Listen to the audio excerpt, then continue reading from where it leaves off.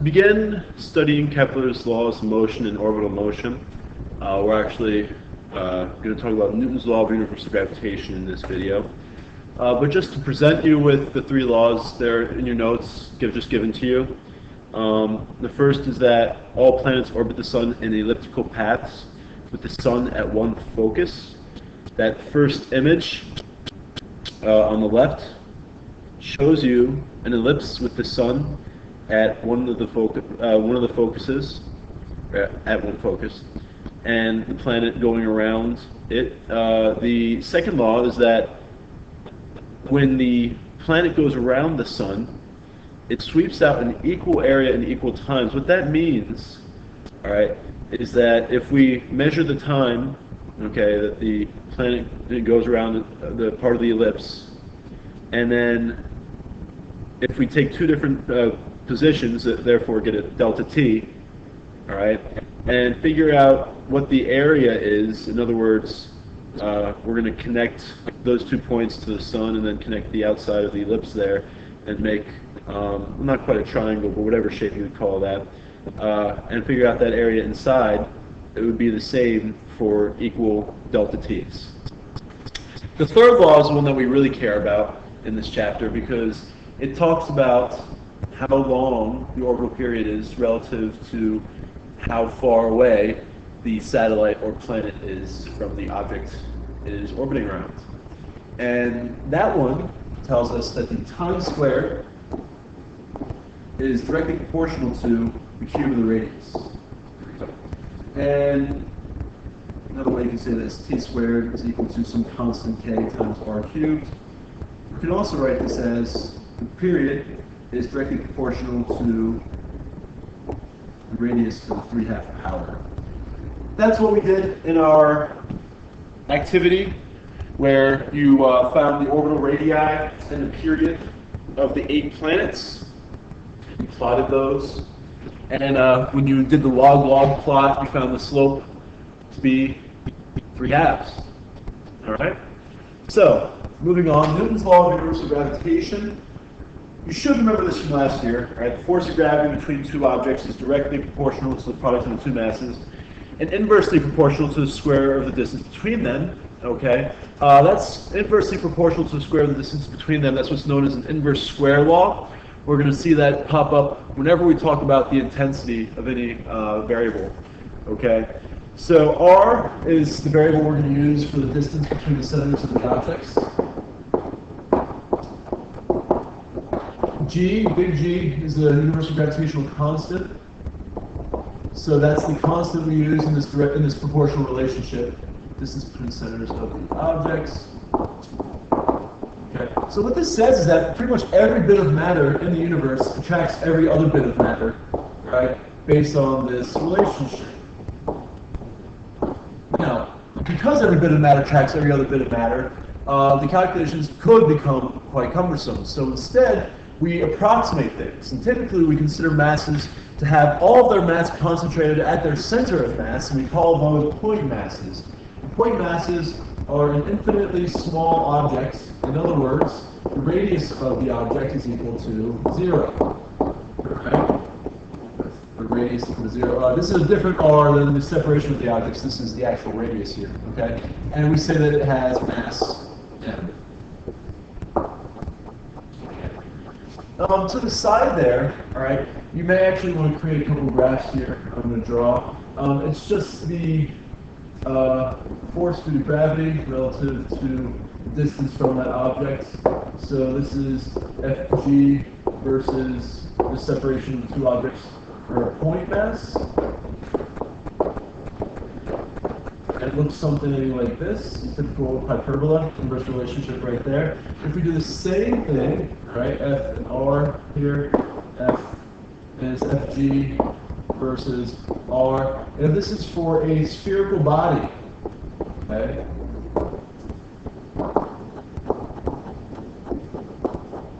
It would look something like this. Alright, and this is, right here, this is the radius of our sphere. Okay?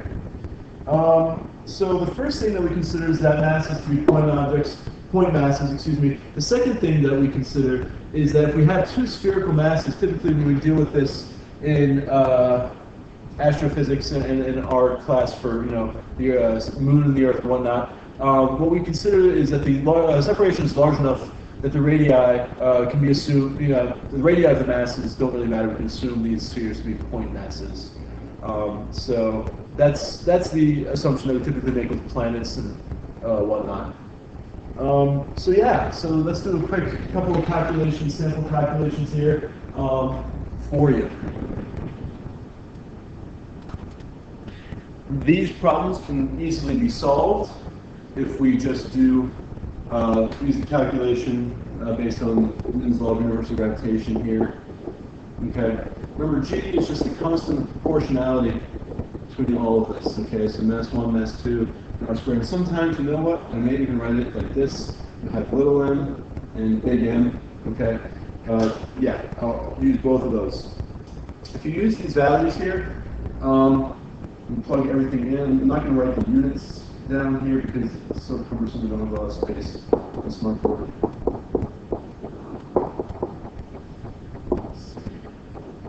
That's the sun.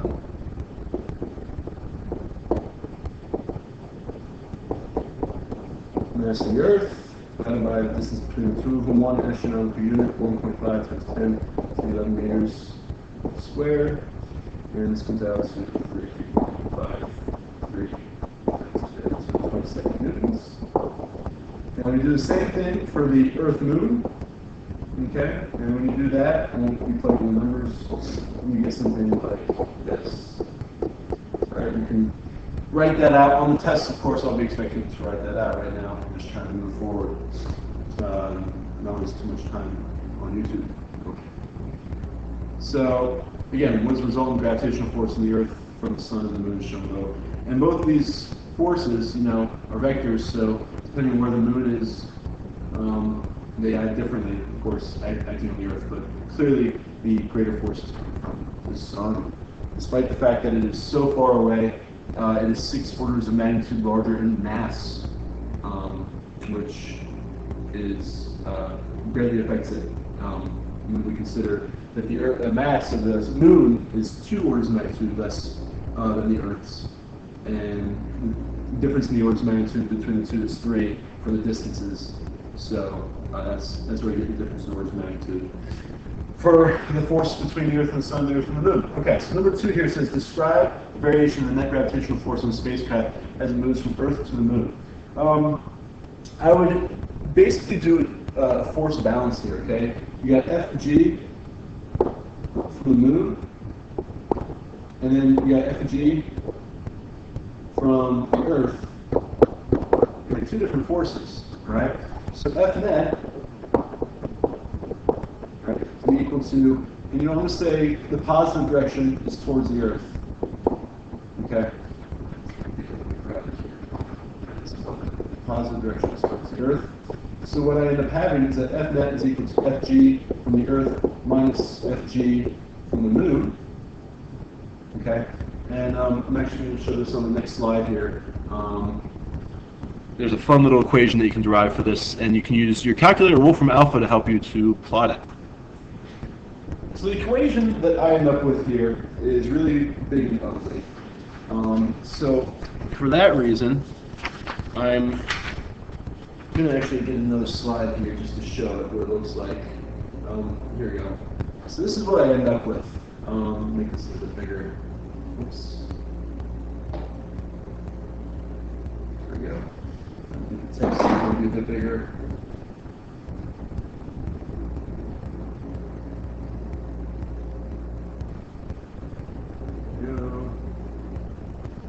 Okay, so what this is, where we get this from, y is F net. Okay. So G from the Moon.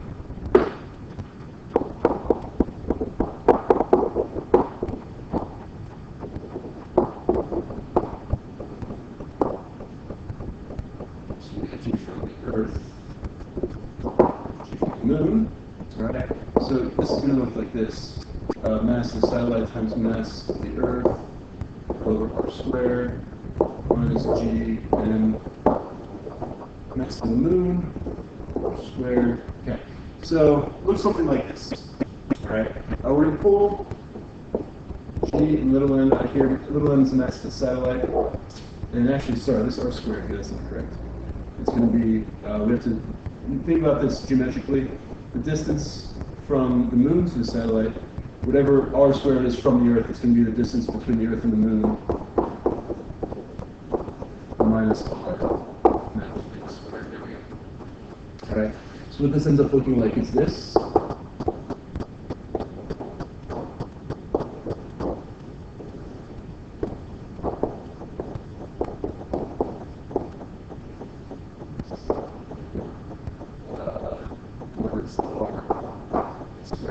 Okay, and so what you should do is you should plug in your values for big G, little n, m sub e, m sub n, right, which is the universal gravitation constant, mass of the satellite, mass of the Earth, and the mass of the moon. And that's what this equation is up here, this big ugly thing. This is what I plugged into my calculator. I have also plugged it into Wolfram Alpha. When you plug it into Wolfram Alpha, you get the following. You actually need Wolfram Alpha Pro, excuse me. And I get the following graph right here. This is as good as I can zoom in for right now with this graph. Hopefully you can see it on your computer, right? But what you see here, right, is right at this point, this right here is 5 times 10 to the 8th. Okay, so right when we're getting closer to the moon at 3.4 times 10 to the 8th meters, that's where the forces due to gravity balance up. For the most part, the force due to gravity from the Earth in this positive region here is what dominates, and then after the negative force, towards the moon, the force gravity towards the moon starts to dominate when you get closer to the moon. So really, for quite a large distance, it's all about the force of gravity from the Earth. Okay, so that's what's happening. So when we draw this, okay, on the graph here, and what you should do, you should notice is that I moved the force equals 0 axis up a little bit when I drew this. I'm doing this here, but it's going to look something like this, right there. And then this is right about there, that's the surface of the moon. So this would be 3.84 times 10 to the 8th meters right there. Okay, so it looks something like that. Okay, so the next question asks, determine the location where the net gravitational force on the spacecraft is 0. That's something that you can just plug the equation in from this slide right here, okay, into your calculator and say that y is equal to 0, because that would be the net force. All right, and when you do that and solve, you'll get two answers. Only one of them is a valid answer. I want to think about why the other one isn't a valid answer. It has to do with the direction of the force of gravity from the moon. Well, that changes. So I want you to think about that, and that changes the entire equation. Anyways, when you solve for this in your calculator, one of the solutions is this. And yeah, you would not be asked to solve this type of a question on the IB exam. This is a level of math that they tend to shy away from. They do